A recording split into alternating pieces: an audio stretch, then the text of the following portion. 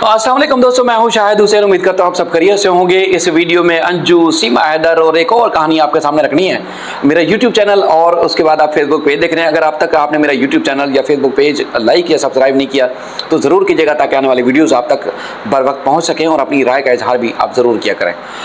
आज दिन के औकात में एक खबर सामने आई जिसमें बताया गया कि अंजू, जो कि अब फातिमा बन चुकी हैं, उनके वीज़े में 1 साल के लिए तौसी दे दी गई है, यानी कि एक्सटेंशन दे दी गई है। और नसरुल्लाह ने बाकायदा तौर पर इसके लिए बड़ी कोशिश की। उसने एक शॉर्ट इंटरव्यू भी दिया लोगों को, तो उसके बाद फिर खासतौर पर चर्चे मच चुके हैं। अच्छा, इसी के अपोजिट अगर हम बात करें, जो कुछ अर्सा पहले तक सीमा हैदर को धुतकार रहे थे, मुल्क दुश्मन करार दे रहे थे, ISI का एजेंट करार दे रहे थे और ना जाने कौन कौन से संगीन इल्ज़ामात सीमा हैदर के ऊपर लगा रहे थे, अब जब से अंजू का मामला यहाँ तब्दील हुआ, यानी कि उसको तहफ़ मिलना शुरू हुए और रिलैक्सेशन मिली, यहाँ पर प्लाट्स, घर और जॉब की ऑफ़र की गई, तो उसके बाद फिर जो है सूरत हाल देखने में आई कि इंडिया में भी सीमा हैदर की तब्दील हो चुकी है। इसकी मुकम्मल जो कुछ बैकग्राउंड जो मैंने इंडिया से कुछ दोस्तों से हासिल किया है और यहाँ से जो तफसीलात हैं वो आपके सामने रखूंगा, क्योंकि ये वो 2 केस हैं जो कि मसला बने हुए हैं। इससे पहले जितने भी हमारे क्रिकेटर्स हैं या उसके बाद फिर इंडिया और पाकिस्तान में शादियां, इस तरह की चीज़ें होती रहती हैं, मामूल की बात है। ख़वातीन या लड़कियां या उसके बाद फिर जो लोग सरहद के पार इस तरफ रहते हैं उस तरफ रहते हैं, चाहे हिंदू कम्युनिटी से ताल्लुक़ रखते हो या पाकिस्तानी, उनकी शादियों का मामला जो है मामूल की बात है, कोई बड़ी बात नहीं है। यानी कि आपस में जिनके ख़ानदान के लोग वहाँ रह गए थे, इंडिया से पाकिस्तान उन्होंने हिजरत नहीं की थी, जो हिजरत करने वाले हैं, आने वाले हैं, उनकी आज भी जो है वो वहाँ पर रिश्तेदारियाँ भी हैं और उसके नए जो है वो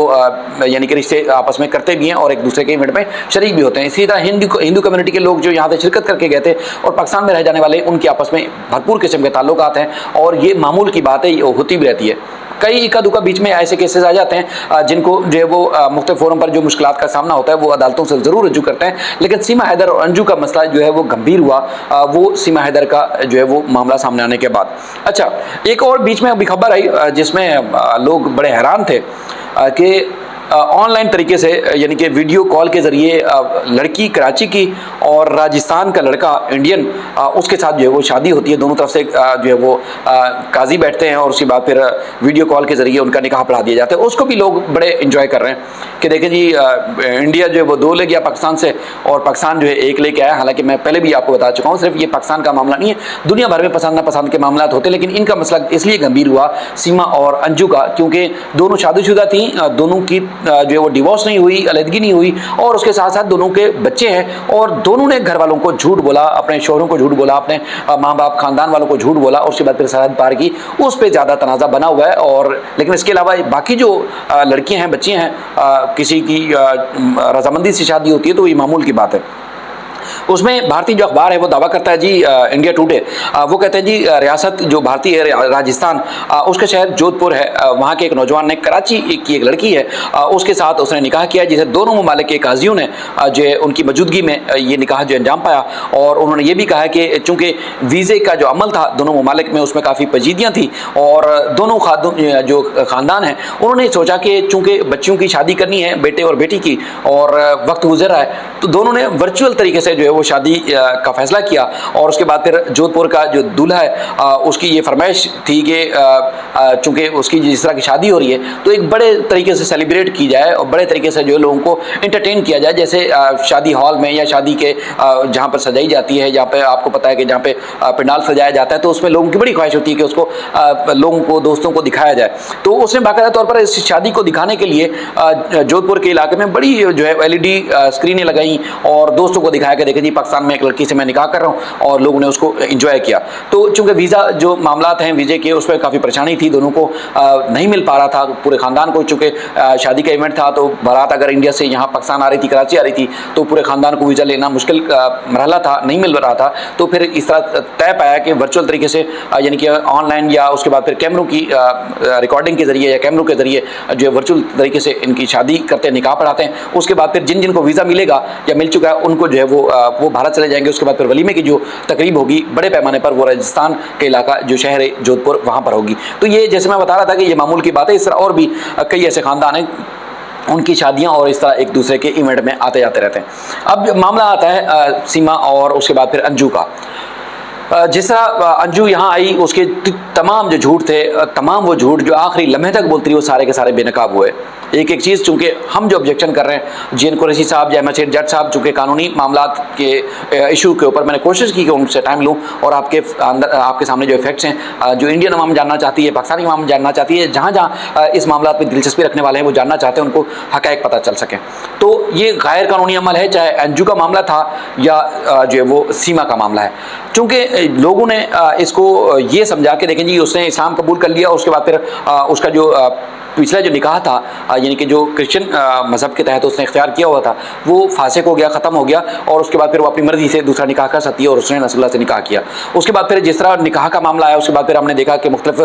बिज़नेस कम्युनिटी के लोग जो है ना सिर्फ उन्होंने ऑफ़र्स की, बल्कि तहफ़ दिए, प्लाट और घर देने की दावे किए, जॉब देने के दावे किए, और बड़े पैमाने पर उनके इंटरव्यूज़ भी होना शुरू किए। अब ये सारे इंटरव्यूज़ और सारी चीज़ें, जॉब ऑफ़र, पैसे और इस तरह की चीज़ें सामने आने के बाद फिर वहाँ जो फाका कशी की ज़िंदगी गुजारी थी जो है वो सीमा हैदर और उसके बच्चे और जो उसके बाद सचिन और उसके घर वाले,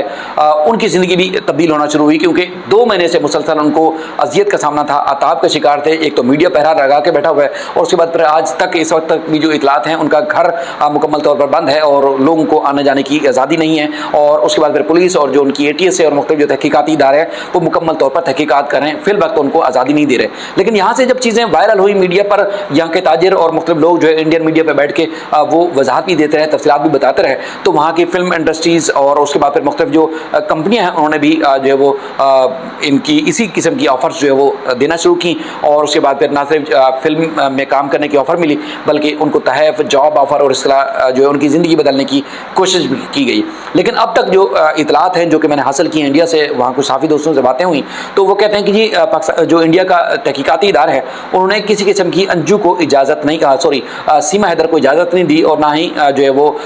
सचिन को इजाज़त दी है कि किसी तरीके से वो फिल्म इंडस्ट्री या कहीं भी अपनी आज़ादी से मूवमेंट कर सके, क्योंकि तहकीकात का अमल अब तक जारी है। और जो भी प्रेशर था, चाहे वो पंडित थे या उसके बाद फिर आम हिंदू कम्युनिटी से ताल्लुक़ रखने वाले जो लोग हैं, या उसके बाद फिर मुख्तलिफ जो कम्युनिटीज़ से ताल्लुक़ रखते हैं, उनका मुकम्मल तौर पर भारतीय हुकूमत के ऊपर, भारतीय पुलिस के ऊपर और ख़ासतौर पर जो रियासत है यूपी, उनकी गवर्नमेंट के ऊपर जो है प्रेशर है कि गैर कानूनी तौर पर दाखिल हुई, और उसके बाद ना सिर्फ दाखिल होने के बाद 1 महीना उसने क़याम किया। उसके बाद फिर जब ख़ुद वो मंजर आम पर आया, यानी कि बच्चों को स्कूल दाखिल कराने के हवाले से, तो उसके बाद चीज़ें आई। लेकिन वो यानी कि अब उनकी जो गफलत, लापरवाही, कोताही और बड़े पैमाने पर जो दुनिया में उनकी जो तहकीकाती इदारे या एजेंसीज़ हैं अब वो एक्सपोज हुई, तो उसके बाद फिर अब तक जो है वो उनके ऊपर प्रेशर है कि किस किस्म का वो काम करते हैं और किस किस्म की तहकीकात करते हैं, इसलिए उनको हज़ीमत का सामना है अपने मुल्क के अंदर रह के। तो इसलिए एजेंसीज़ अब नहीं चाहती कि किसी तरीके से अंजू को, सॉरी सीमा को जो है वो फिल्मों में काम करने की इजाज़त मिल जाए, या उसको जॉब या उसकी आज़ादी से उसको घूमने की या फिरने की या मुख्तलिफ काम करने की इजाज़त मिले, तो इसलिए वो अब तक जो है किसी किस्म की उनको इजाज़त नहीं दे रहे। लेकिन इसी असर में मैं एक इंटरव्यू देख रहा था गुलाम हैदर को,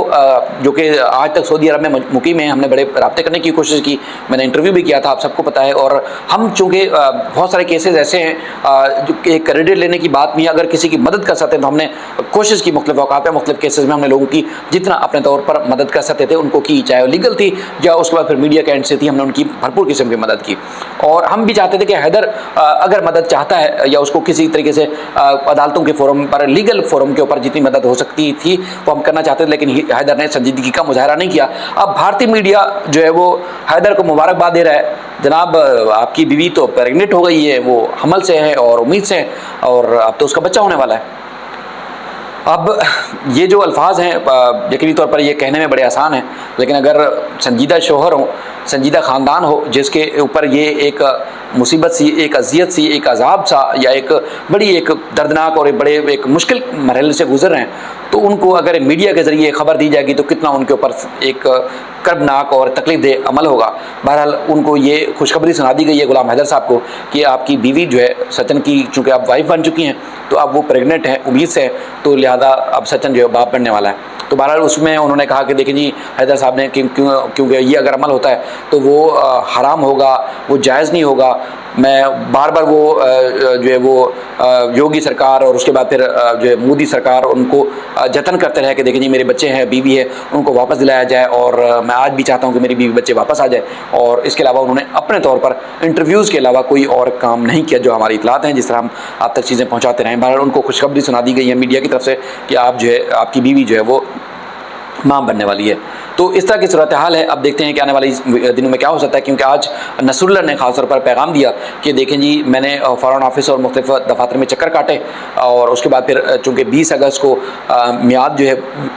अंजू के वीज़े की मियाद जो है वो ख़त्म हो रही थी। अब मेरी दरख्वास्त पर जो लीगल फॉर्मेलिटीज़ थी या कानूनी जो तकाज़े थे वो सारे मैंने पूरे कर दिए हैं, तो लिहाजा मेरी दरख्वास्त मंजूर करते हुए पाकिस्तान के फ़ॉरेन ऑफिस ने जो वीज़ा था 1 महीने का 20 अगस्त को जिसकी मुद्दत ख़त्म हो रही थी, अब उसको तोसी कर दी, उसको एक्सटेंशन दे दी है। अब मज़ीद 1 साल अंजू यहाँ क़याम कर सकेंगी। मज़ीद इस सिलसिले में जो भी अपडेट्स होंगी या आप जो जानना चाहते हैं अपनी राय का इज़हार ज़रूर कीजिएगा। अल्लाह हाफ़िज़।